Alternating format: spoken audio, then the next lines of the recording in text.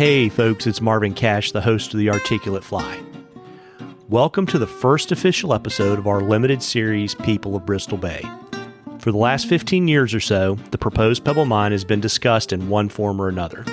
As time marches on, particularly in the lower 48, we tend to lose sight of the actual people living and pursuing their livelihoods in Bristol Bay and Pebble's potential impact on their way of life.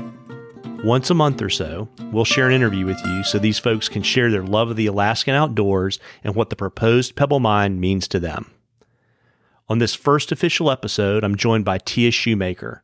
Tia grew up in the Alaskan bush and is a second-generation hunting and fishing guide for her family's business, Grizzly Skins of Alaska. She has a really awesome story, and I think you're really going to enjoy our conversation. But before we move on to the interview, just a couple of housekeeping items. If you like the podcast, please share it with a friend. It would also be great if you could subscribe in the podcatcher of your choice and leave us a review and rating. Now, on to our interview. Well, Tia, welcome to the Articulate Fly. Thanks for having me. Yeah, I'm really looking forward to our conversation. And I will say that you're my first fishing and hunting guide, but I have to keep the tradition alive on the Articulate Fly and ask you to share your earliest fishing memory. Well, I don't know if I have one. We were living a largely subsistence lifestyle from the time I was born. So I'm not sure if I can really distinguish the first time. I do remember fishing for grayling when we lived up on the Salmon Fork River, which is near the Yukon, and eating grayling as a little bitty kid. And then once we moved down to the Alaskan Peninsula, of course, salmon fishing was just something that we did as a family, going out and basically harvesting salmon just to eat. And that was kind of those first memories of getting fish to eat. Of course, that was what got me hooked. But then, catch and release came later once I got into fly fishing. Got it. And when did you make the move to the dark side of fly fishing? I'm not sure. I'm pretty sure around the age of 9 or 10, it wasn't really something that was a choice in our family. It was like, well, your parents are doing it, your brother's doing it. Now you need to make the move over when you're around that age of 10. And, my brother and I got really into tying flies. We started our own little business out there at the lodge, where we would tie flies and sell them to the clients. So that was a great way to kind of get you interested in it and what fish we're eating and the aquatics and all that. And then about age 14 that's about the age I was when I started going out and helping a lot with the guiding. And there was a ton to learn at that stage because there's a lot of tricks or techniques I learned from clients that, I hadn't heard anywhere else. Of course, there's lots of things I learned not to do as well. Very neat. And what about your earliest hunting memory? Well, grew up in a hunting camp. Of course, your earliest hunting memories are of other people hunting and wanting to be part of that experience and thinking that you should be allowed to go out, but you're told that you're only 3, you're not really old enough to go help guide a hunt. So a lot of my earliest hunting memories are not my own, but my own, personal hunting was at the age of 5. I was given a little compound bow, a little Fred Bear, and my brother and I would run across the tundra, barefoot, of course, slinging arrows left and right at the ptarmigan, which would just they just dodge our arrows and duck. And it wasn't until the end of that first summer of my 5th year that I actually connected with the ptarmigan and got one. And then it became a full-on passion for my brother and I, and we would chase them all season long, basically. And we would play, guide and client, who got to be the guide for the ptarmigan hunt, who got to be the client.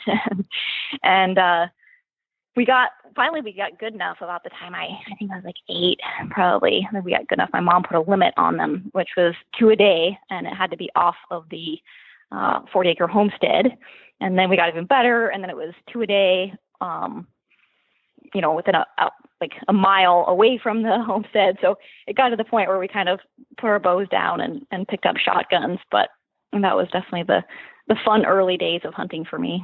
Yeah, very neat. And were your mentors mostly family members, or were there people that kind of visited the lodge that kind of helped you with your hunting and your fishing? Both. We were very isolated in the winter times, but during hunting season, that's when we have an influx of people come in, both clients and other guides. Both my parents were great mentors for us. They really taught us self-reliance, never giving up on a problem.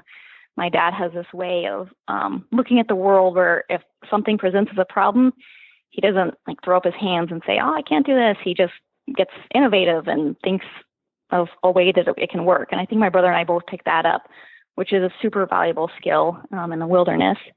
And then, of course, my mom taught us a lot of examples, she taught us a lot of things just by leading by example. She was a Florida girl, born and raised, and came up to Alaska at 23 and was trying to raise two little babies up here in the bush with, originally they were living out of pup tents in bear country, and my dad would go off guiding sheep hunts and leave her, and she had no form of communication. And so I think just that, that attitude of mental toughness and, this is just what we do, and so we get by, and you do whatever it takes. So I would say those are the most valuable lessons that my parents certainly taught us. Yeah, that's very neat. And so you're born and raised in Alaska, and correct me if I mispronounce this, but I think it's you grew up on a homestead. Is it the Besheroff Natural Wildlife Refuge? Besheroff. Well, I was close. Yep, Russian name. Yeah, and so for those of us in the lower 48, can you kind of let us know kind of where that's located? So Iliamna is the largest lake in the state, and Besheroff is the second largest, and it's south of Iliamna. There's a little fishing village called King Salmon, and that is about 60 air miles north of us. So we're kind of, we're off the eastern edge of Besheroff Lake and just south of King Salmon. Got it. And, what attracted your parents to want to homestead in that particular location? Well, we have homesteaded many places throughout the state. It was something that was a big attraction for people coming to Alaska. That one in particular, we did not homestead. The original homesteader was Jim Can, and he was a former guide who staked it during the Homesteading Act of 1972. But my parents bought it from him in 1987. And because it's within the wildlife refuge, it has to be basically, he's kind of grandfathered into that area. So it's a very unique and special spot for them to be able to locate our family. Yeah, very neat. And you talked a little bit about the hunting and fishing growing up, but what was it like to grow up in such a remote area, and kind of how did that affect your worldview as you got older?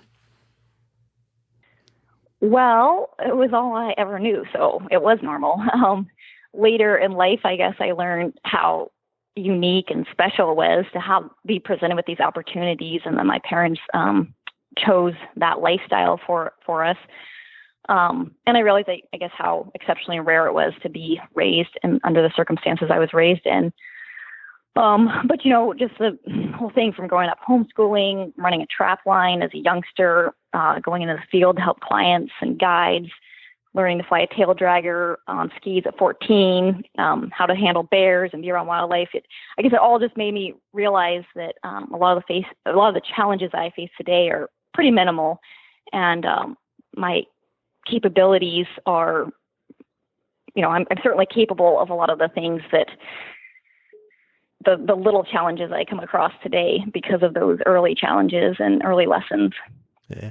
And just the unique opportunity to be there, really helped me, I guess, be grateful for all that my parents provided in that lifestyle, and then just the uniqueness of it. Yeah, very neat. And so when did you catch the guide bug?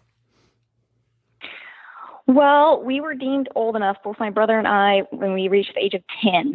So I remember getting to go out with one of the assistant guides and a hunter, and, sitting on the hillside going, how long are we supposed to sit here? Quietly to myself, and sitting there for, 12, 13-hour days glassing it's pretty challenging for a 10-year-old. And then there's the client aspect of, we were very shy and was also taught impeccable manners. So you're always on your best behavior around clients. So I think it was, a real job. And I'm not sure if I saw the joy in it for a while, but I do remember one moose hunt that I was on when I was 13, and we were successful. And I remember helping pack back all the meat and loving that part of it. And of course, the stock and all that. But then right before the client flew out, he handed me $100 bill and like a quarter of his rot gut whiskey in his plastic bottle. And I was like, I'm going to do this for the rest of my life. I love this. Yeah, that's really neat. And so as you kind of progressed in the guiding profession, who are some of the folks that mentored you and what did they teach you? Well, in the guiding field, predominantly it was my father, but a lot of the guides that worked for my folks, I hunted with a lot of them in the early years. And just, every one of them had something different to teach. One of them was a great people person. Another one that was, like mental toughness, able to teach that. And then one of my favorite guides to hunt with, his big thing was you'll be successful so long as you have patience and optimism. And that's the key. And so just kind of picking up all these little things from hunting with so many different people that are very professional in the industry and good at what they do. I felt really fortunate to have that for mentors. Yeah, very neat. And so what do you think's the secret to being a good guide? I guess I'd have to say, paying attention to people, being a good people person. My father likes to always say that you can teach anyone to hunt, but you can't teach them to be a good people person. And it's so true. You see people that, they want to guide because they want to hunt, but it's really not, that's not what it's about. It's about being interested in other people, taking their very different worldviews and their hunting styles in stride, getting along with them. It's maintaining an optimistic approach when things get bad or when the weather's rough. Because a lot of times, the clients they're reacting to your attitude and your perspective. And I know that when things get hard, if it's 70-mile-an-hour winds and sideways rains and the temperatures are just above freezing, which is really common on the peninsula in a hunting season, and if you just show them that the weather can't get you down, they tend to kind of want to copy that approach. And I think that keeping your client upbeat and optimistic and reminding them that it takes patience, I think those are all the things that, it's a people person job. It's not really a hunting job. Yeah, got it. And can you share one of your kind of craziest guide stories or experiences?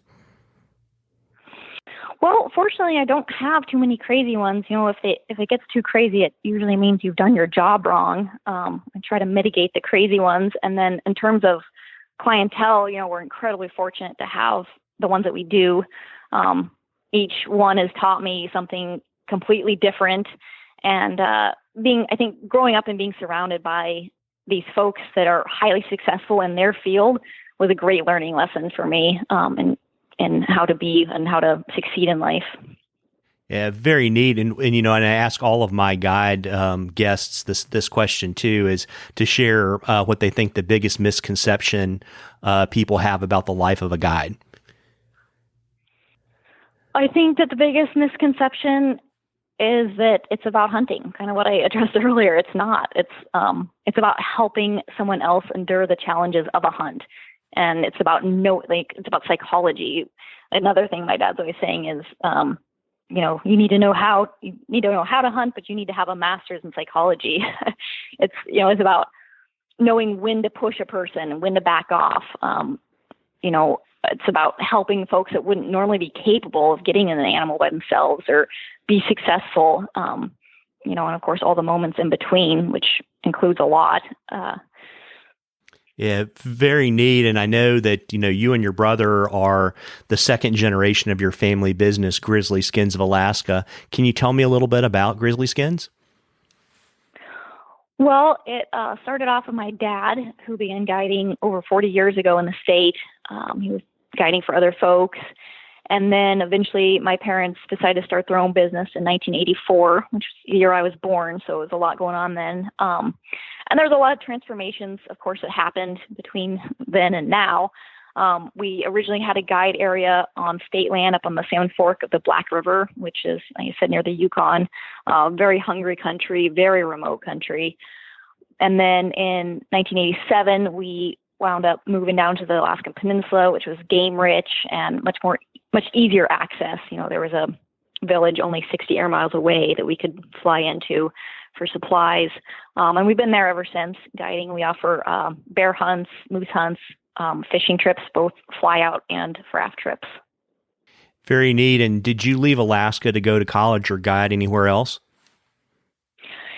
I did. I went to college. I started off at the University of Fairbanks, and then I transferred down to the University of Idaho, Moscow, Idaho.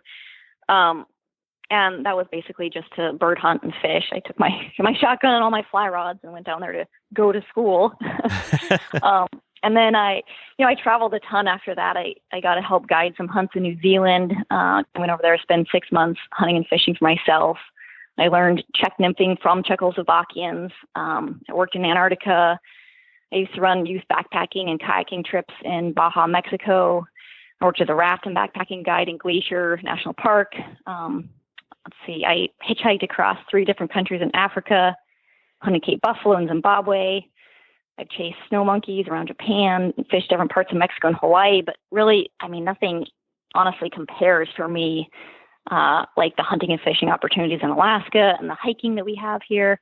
I guess it always held my heart, and I think it always will. Nothing really has even tempted me to move away from the state. Wow, that's really neat. And can you kind of, I guess, break down the various hunting and fishing seasons that you guys guide for out of Grizzly Skins? Yeah, so our business season runs from May to October. Bear season is every year in May, an odd year in October. So fishing starts, we got fishing for sockeye, Dolly Varden, Arctic grayling, rainbow, and that starts, like I said, in July. It goes through August. And then our prime silver salmon fishing starts in late August, which is always a hoot. And then we move right on into moose season, back to back, and then we finish off with an October bear season on the odd years. Very neat. And do you have a favorite season? I can't say that I do. I absolutely love all of them. There's something that I look forward to with each season. I probably get the most nostalgic over the fishing season. The salmon are running strong, and it's the warmest time on the peninsula. It's sunny. A lot of times, the berries are out by August, and we're watching bears every day, and we're fishing almost every hour of daylight and flying out from the lodge, daily to a new spot. So you're seeing lots of different country. It's a really special time of year. I think it's special for all the game animals of the state, summertime when everybody's in this frantic frenzy to collect food. Yeah, absolutely. And so what do you do in the off season? Off season? What's that? It's funny because, people always ask me what I'm doing with my time, and other guides have the same complaint of, what do you do in your off season? And I think if you're helping to run or if you're running a business yourself, you don't really get an off season. It seems to be speeding up every year too. I'm like, where is the off season? I thought I used to have time off. But between corresponding with clients, doing bookings, which involves a crazy amount of time and dedication, and that also includes usually attending the hunting shows in Reno, Vegas, Dallas, those type hunting shows, the SCI events. Involves tons of emails, phone calls, family arguments, just a lot of work. But I also, when I'm not doing that, I'm doing freelance writing. I write for different hunting magazines and blogs. And I just recently, a little bit over a year ago, partnered with another gal to start our own print-only hunting publication. And it's a new style of hunting journal where the idea is to get the stories out that you tell your friends around the campfire, the kitchen table. Just the different stories of what worked, what didn't, stories about your failures, along with your successes when you're hunting. Because, I read a lot of hunting magazines today, and they just have such polished hero stories and these highlighted successes. And they broadcast these trophy shots, these smiling, goofy trophy shots. And so I think we're just trying to get away from that and produce something that's fresh and new and very different. So that's been pretty time consuming in the last year. Yeah, I can only imagine. What's the name of the publication? Traverse Journal. And where can folks find it? Well, we've started a website, Traverse Journal, and we've got a Instagram page and a Facebook page, but that stuff it's like I said, it's kind of all up and coming. We're really focusing on being, print only, so that'll just be marketing aspects. But once we get the print out there, we'll be pushing it a lot more. Trying to get people to look into it. Yeah, very neat. And I'll drop a link to the website and the Instagram feeds in the show notes. Awesome. Yeah, absolutely. And, we're recording this, I guess, in the middle of May. And so we have to kind of ask, how is COVID-19 affecting your upcoming guide season? Well, I'm getting emails daily from concerned fishermen and hunters asking what, I think that the likelihood of them coming up this summer is going to be. And I keep answering the same way. I don't know. We just aren't sure if fishing season's going to go this year, which is highly concerning. We're already out of spring bear season. It was a spring bear year, and that was shut down in Unit 9, which is where I guide and where the lodge is. So, I should be out guiding right now instead of doing podcasts. The future is pretty unknown for the lodge right now. Sure. Yeah. And that's been, I guess, kind of the similar feedback I've gotten from, bear viewing guides and other folks too. And I know there's a lot of concern about outsiders coming to the state for the commercial fishing season too. Right. And Alaska's economy is based on tourism. So it's got everybody paying attention. Yeah. And, despite the pandemic, I guess, one of the things that's happening that's been in the news recently is that the Army Corps of Engineers is committed to maintaining its timeline to evaluate Pebble Mine's first federal permit. And I think the decision is due sometime kind of late this summer. To help folks understand, where is the proposed Pebble Mine in relation to your family's lodge? So it's north of us. It's about 150 air miles north of us. And I know that sounds like a far distance, but while it's not directly in my backyard, I mean, it will dramatically affect us because the mine, it will sit at the headwaters of the most massive sockeye around the planet. So, 150 miles doesn't seem like very much when you start looking at the grand scheme of things. Right. And I guess, one of the things too is that, the impact of the salmon fishery is really more than just related to commercial and recreational fishing. Can you help our listeners understand kind of what salmon do in the broader Bristol Bay ecosystem? Well, it's simple. Salmon are the lifeblood of the area. Without them, the entire region, the entire region's ecosystem and then economy would collapse. Salmon are highly susceptible to environmental disturbances, as we've discovered on both coasts of the United States. We've discovered that in Canada. Europe's discovered that. Bristol Bay is, it's the last great game field and home to the world's densest population of brown bears, not to mention tons of other critters. And it's due to, it's largely due to because of the undeveloped lands, but also the high caloric, the accessibility to high caloric foods, which is salmon for the bears. Herbivores rely on them. Just, the caribou and the moose depend on the influx of nitrogen and fertilization of the soil and of the vegetation that the salmon runs provide. The entire food web is based on these salmon. And that's not even to mention the human economy and people actually subsisting off the salmon still. Yeah, because I guess, correct me if I'm wrong, but my understanding is that when the salmon migrate upriver to spawn and then they die, that's literally what brings the bulk of the nutrients back to what's not necessarily a terribly rich ecosystem otherwise. Absolutely. Yep.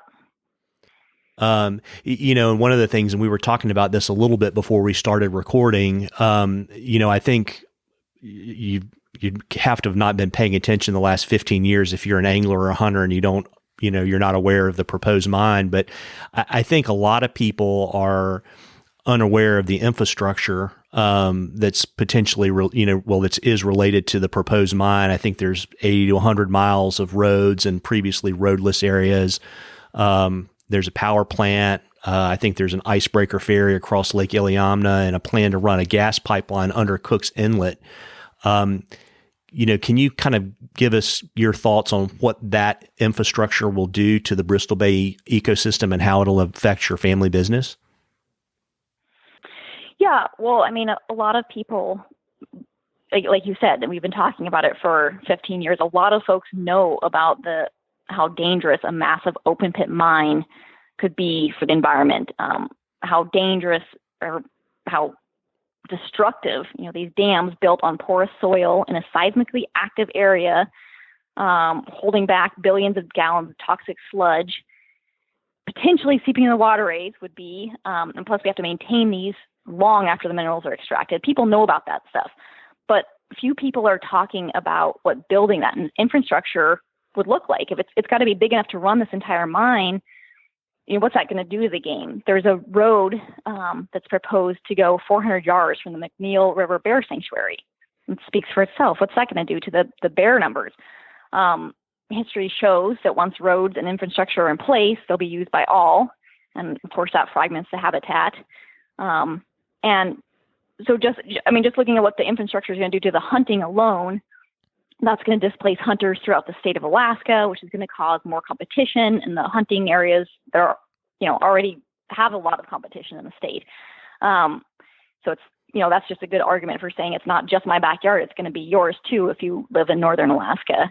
A lot of people aren't talking about the flooding that's going to occur as a byproduct of resource extraction, which will reduce the food for all the ungulates of the area. The Pebble Partners draft environmental impact statement only addresses the initial mine footprint.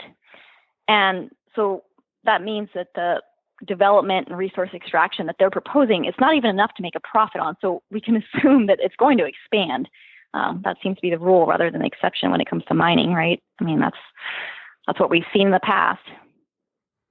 Yeah, and it's interesting too, and to kind of help people that don't live in Alaska, can you kind of share with our listeners kind of a sense of, who in Alaska is opposed to Pebble? And is it, outdoor-oriented businesses like your family business and conservation organizations, or is it a broader coalition of Alaskans that aren't in favor of the mine?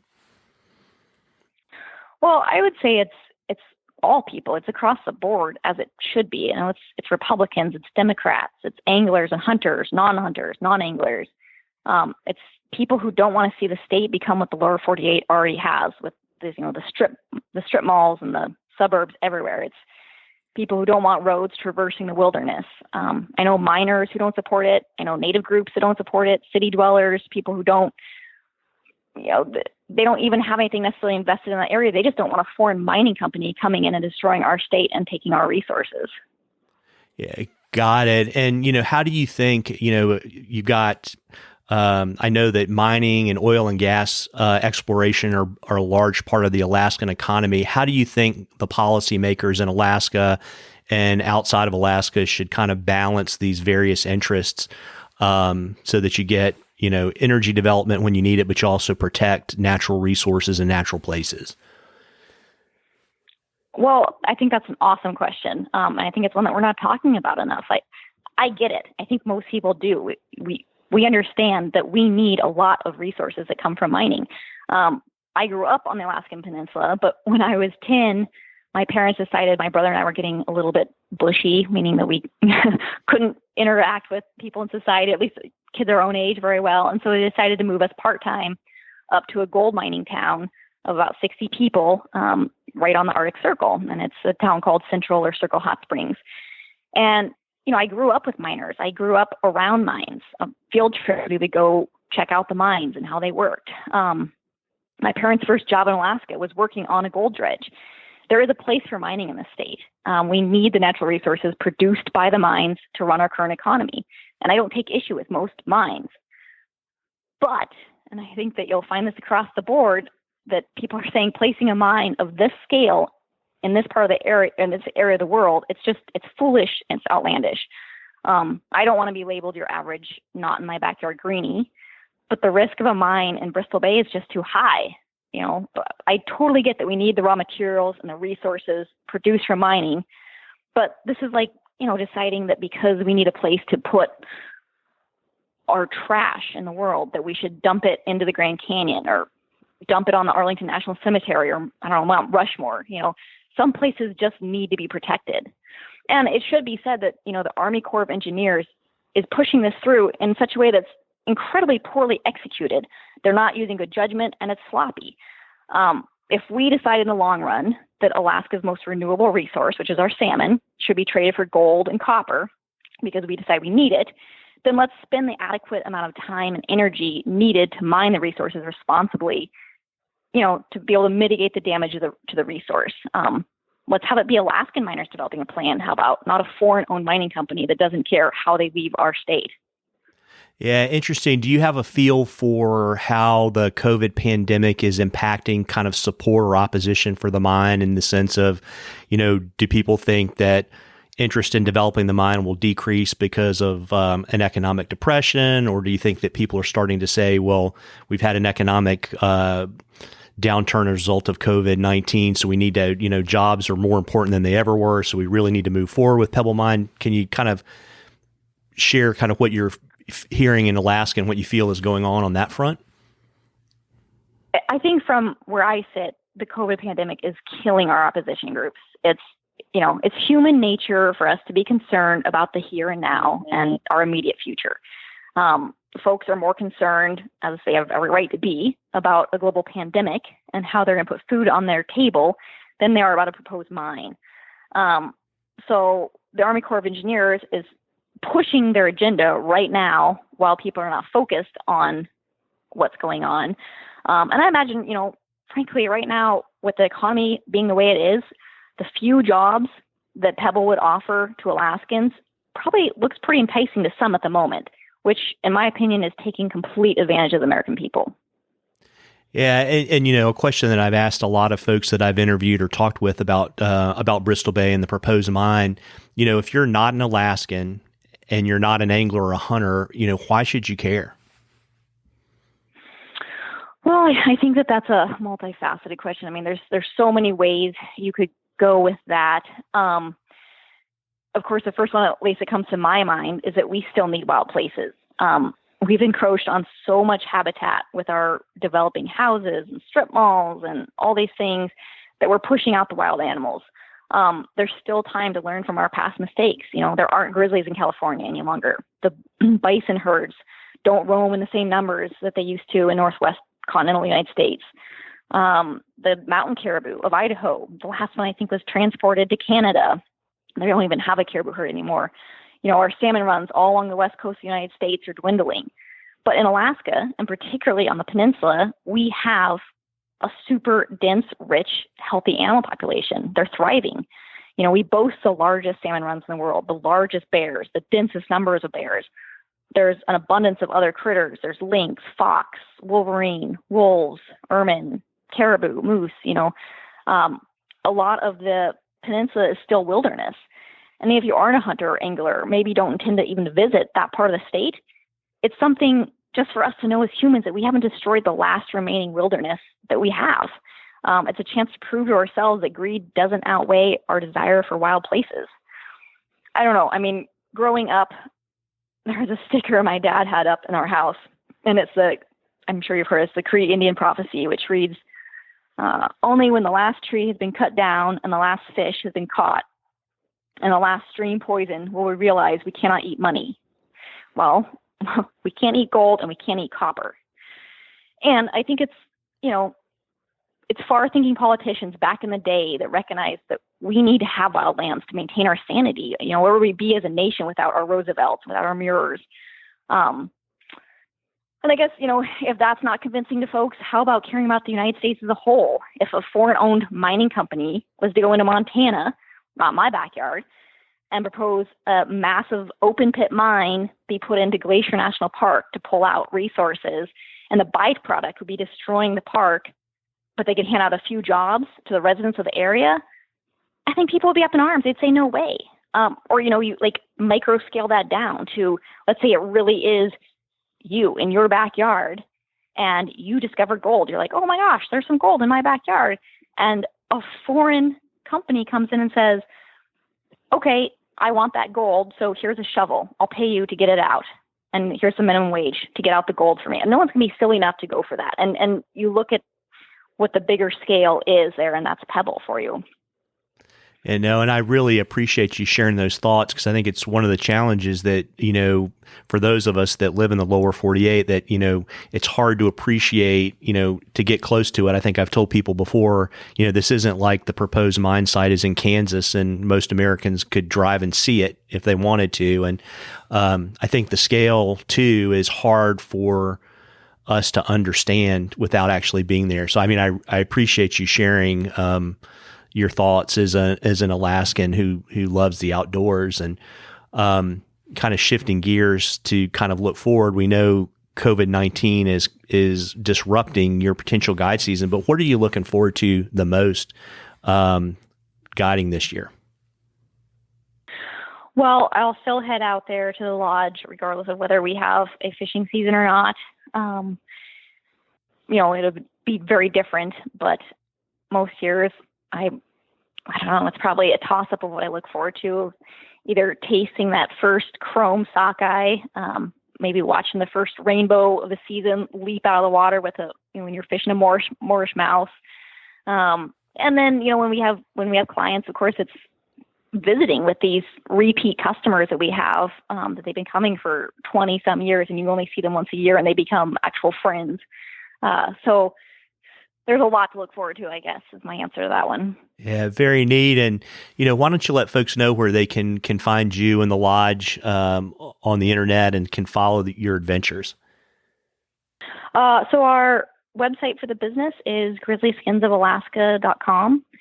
And I also have an Instagram page of, I think it's Tia Shoemaker. And then, like I say, the traversejournal.com. Absolutely. And I'll drop links to all those in the show notes. Okay, great. Awesome. Well, Tia, I really appreciate you taking the time to chat with me this evening. Yeah, I really appreciate you asking all the good questions and getting to chat with you. Oh, it's been a lot of fun. Thanks so much. Well, folks, I hope you enjoyed that interview as much as we enjoyed bringing it to you. Please share it with a friend. And again, if you like the podcast, it would be great if you could subscribe in the podcatcher of your choice and leave us a review and rating. Thanks so much for your support. Tight lines, everybody.